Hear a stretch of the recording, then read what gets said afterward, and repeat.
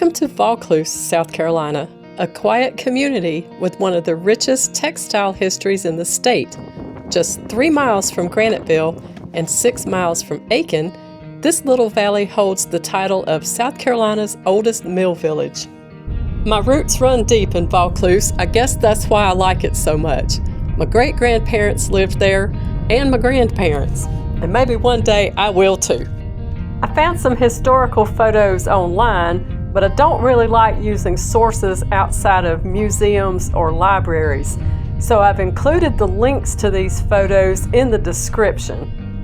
There's lots of construction going on because they're converting the old mill into apartments, which will also include a general store and a restaurant.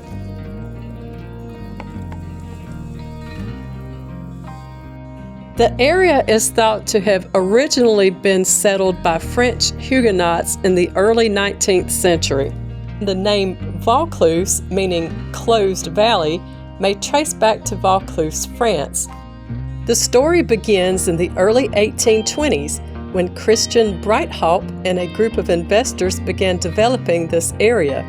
A few years later, in 1833, the Vaucluse cotton mill was formally established through a partnership that included George McDuffie, who would become South Carolina's governor in 1834, and John Baskett. Their work helped launch the textile industry in Horse Creek Valley. By the early 20th century, this mill town was home to 400 to 500 people, complete with a post office, 2 churches, and a school. The historic district includes the Vaucluse Mill Compound, including the mill office and employee canteen, a 1904 commercial complex, the 1877 mill dam, the mill pond,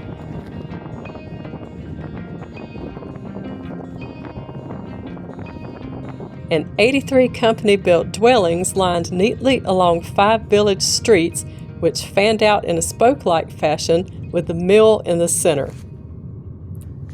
These homes reflect more than a century of textile life.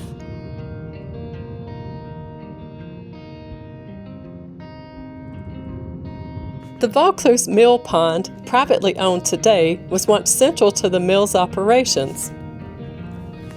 There was once a community center that sat on its banks with a company-built swimming pavilion available for the community. The bricks seen in the right-hand side of this photo are the last remaining remnants of the commercial district. I think this might have been the steps to the community building, but I'm not sure. It just seemed like it was in the correct spot where that used to be. Horse Creek itself drops 42 feet on its way towards Graniteville, providing the power that made early textile production possible. In 1996, the Vaucluse Mill and Village were added to the National Register of Historic Places, preserving this remarkable community and its role as the first cotton mill in Horse Creek Valley and possibly first in the entire state of South Carolina. This was where the school was located. My mom said her granddad used to walk them down to the school grounds so they could play on the playground.